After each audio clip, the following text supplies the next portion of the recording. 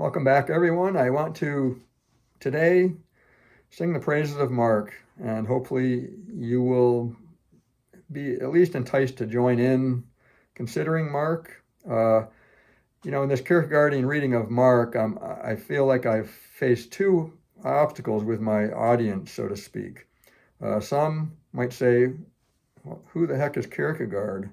They'd be your evangelical Christians, who would say, just give me Mark. Why do we need Kierkegaard? Who is he? That kind of thing. The other side might be people who are interested in Kierkegaard, existential philosophy, Heidegger, Camus, different kind of existentialist philosophers and things, and they may become across Kierkegaard, and the father of existentialism is his name, which is in some senses right, in some senses a misnomer. We can get into that more, but the Kierkegaardian people might say, well, who's Mark? Why Mark? Why do we need to consider this ancient apostle of this archaic faith, and all the caricatures of Christianity today, and the things that were brought upon it by itself, play into all that. That's what my first book, The Gospel in the Dock, was all about, in a sense. So I may touch on that at points here and there throughout this series. Anyway, to get into, like I said, to present Mark to you, to try to whet your appetite to want to consider Mark, who's basically who Kierkegaard's readings are informing here. What's so great about Mark? Well, to do that, in my preface to my first volume, I mentioned I had a short quote by Reynolds Price, who wrote this book called Three Gospels, and I'm going to read a little bit of that today, which goes well beyond what I said. I had just a very brief excerpt that'll be in what I'm going to read. But Reynolds Price was a writer, not a theologian per se. I haven't read any of his books, but this is a fantastic book. Haven't read all of that yet, but at any rate, I want to read what he says about Mark, and he, like I said, he sings the praises of Mark, and he shows how important Mark has been in basically world history, at least in the West. He says, Mark can be read through in less than an hour, and whether you read its original Greek or a later translation, you will quickly sense its pawky roughness of language and movement. Jesus came here and did this. Then at once he turned elsewhere and did that. It reels out its jerky, very peculiar story at full tilt speed with what seem the first words at hand, a small and modest vocabulary.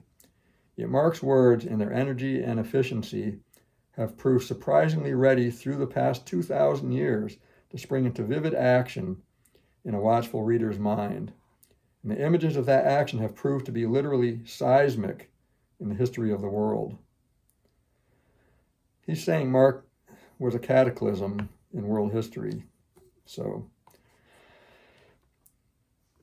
then he says, as if more than half aware of that power, Mark feels no need to explain its characters, motives, or aims, its few explanations concerning Jewish law and customs of the 1st century AD, and it flatly declines to clarify the terms of its own discourse for any reader who has not previously learned a good deal about Jesus in the world of his time.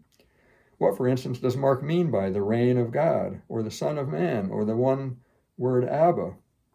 Who are the Pharisees and elders and scholars? What is the Sanhedrin? Who is Pilate, and who gave Pilate the right of life and death over common creatures from a country apparently alien to his own? And among dozens of other unexplored mysteries, even more crucially for most of its length, Mark the writer will tell us no more of the mind and nature of his central figure, which is Jesus. He tells us no more the mind and nature of his central figure than a modern cub reporter of average intelligence might deduce on a 2-day visit to the hectic periphery of a briefly magnetic and momentarily popular preacher-magician with a gift for healing the psychically afflicted.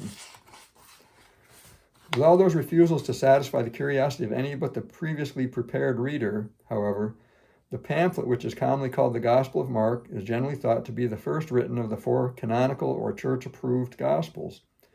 As such, despite centuries of neglect, when it was thought to be a mere summary of the longer and fuller Matthew and Luke, Mark has proved the most influential of human books. All other books from 4,000 years of epics, plays, lyrics, and biographies have touched life less potently. Now, Reynolds is saying a lot there. I fully agree with him. And I just think that most people in our world today would think it might be important to read what Price and many others say is the most influential of human books. You know, of all other books from 4,000 years of epics, plays, lyrics, and biographies, he says none have touched human life less potently. Now, I hope that whet your appetite to want to get into Mark and see how Kierkegaard can open up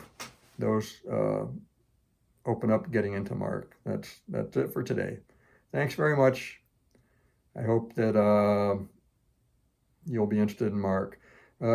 Interestingly, when I chose Mark for this reading, I chose it for the high, deeply theological reason that it was the shortest of the Gospels.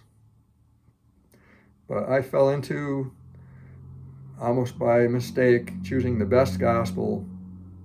It most lends itself to a Kierkegaardian reading.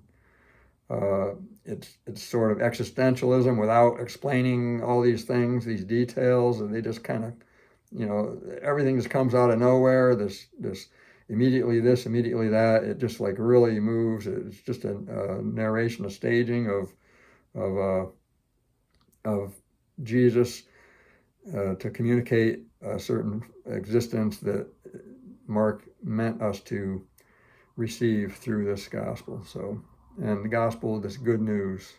Again, it's not it's the gospel means the good news. It's news. It's newsworthy of news that should travel to the ends of the earth, bearing its glad tidings of a life that was lived by Jesus Christ, a life that's available to us. At any rate, I hope you stop back soon. Thank you very much.